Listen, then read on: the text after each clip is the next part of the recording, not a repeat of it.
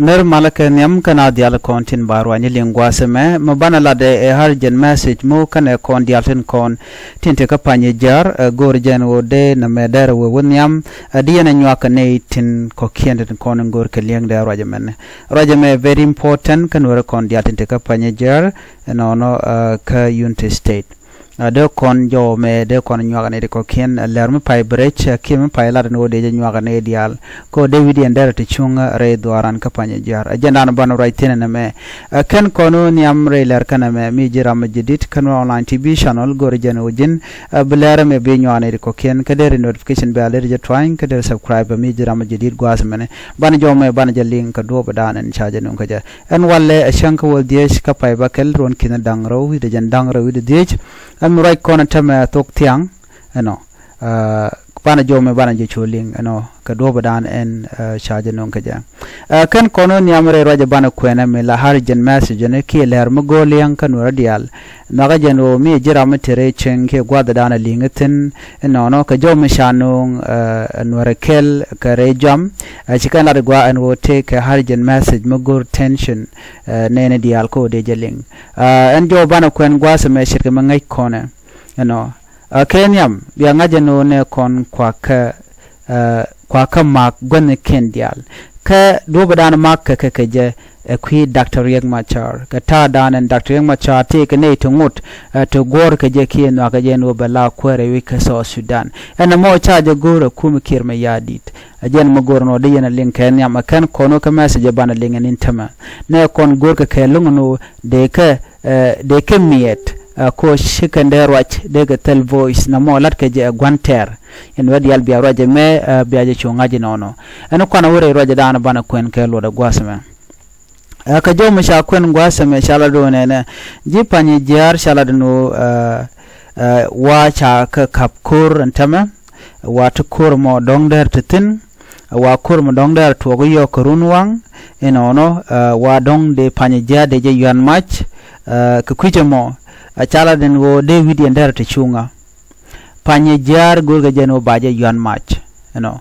ka jo mashano ate ga jo mashalat gwasame netin konte la rach ka kwite kan wore dob danden wode ko nyam kaje kenene na gwano bela kach en lereme ko dongder la tok lo mishaler chajen no ka chana chaga jumno te ga mi bitwok gor jeno baje lana achang bo kene chetok a shawlan jeno inga ga che kai kaje mekana toko shikon bunong narik bade kon rodana leller mete mishaling baje dilar achang bela wiya kach micha kach ka chagwa ko jikon kor gor chikon liya chikon gor ajen kwal gor no arjen message me da ko no diara no ne chala do jang chi goro riale kan tama shi goro riale ka alo bika panye jar bikana mak chakula da wona ken bika ben ka godang diok to tin dio ken ode ka ben kaja kwale kwich shur ken yo misha ka dir okay wate misha le pashar ke pashar jale pashar wa gwad mode jang de ka ben kaja ano dio je pashar payam ke pashar kanti kwale kwich jo kele na mo chala do doro mo dong de jang de ka ben kaja doro de dio misha le pashak kwal kunmi jen correct shurke de bachala do pashagamo wa gor ka je en wo de ne dial bade witi ende te chungaten wa de jang de ben boka jen duopo mo dor de die ne mayom wa gwaz me wa de jang de ben ka je me kwa mayom payam ngaje nun dio je ngaje mayom kanti bachala do dong dara mayom payam en on wa de jang de ben ka jen gwasamo chala do ne ko kor ni ten paywo wa shi jang churen realika en on wa government dung unity state kelu choro realika ala jangten ten winami ala South Sudan People Defense Force wa kaneten konden charelika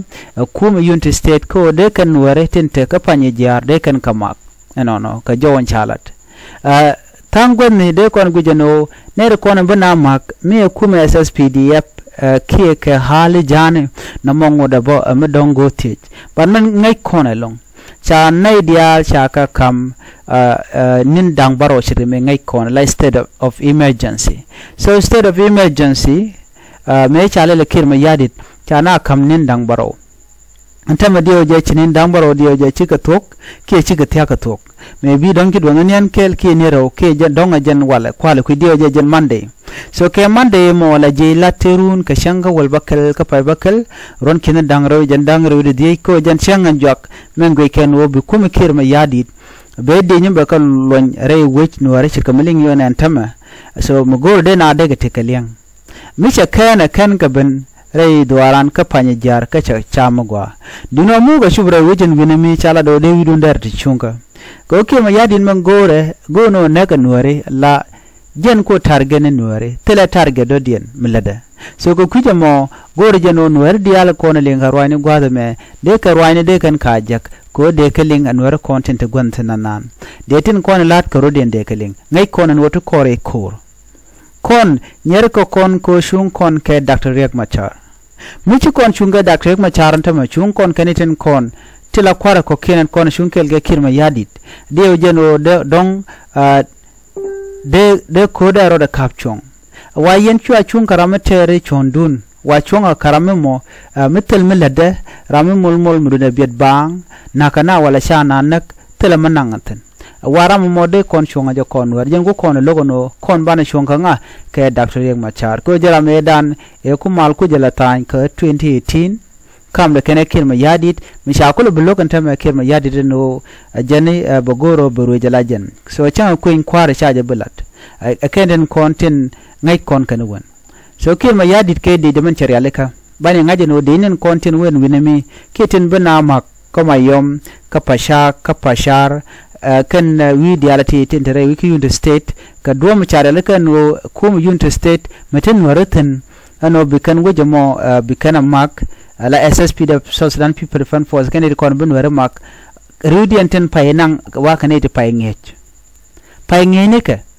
kan it payengech ma teleka mangai kana shanga kel simple ngai kana don mai karwada okay telrin ngai kana only wode randa mai daje yot badwal ka okay so anyok ne dial an ran liwa ran te kariam so mi gan gujeno bugun wernak ma gore jeno ran defend one bu ko ran kep bum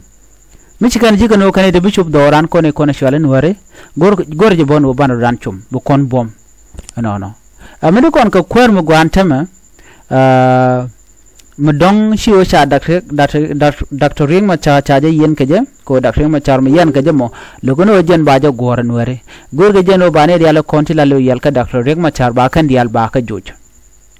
ba ma ken ba ka become powerless bu point Dr. Riek Machar ba chwa weak ba chutel power minyanya ke kirma yadi keje jen dana gorka ba biya ngaje nena ala ne diala ti to wona makti la linkon antamano wona maka panyijia biya dil ngaje no nena targetin keli wo gorken kuma SPLA yo agenda na gorken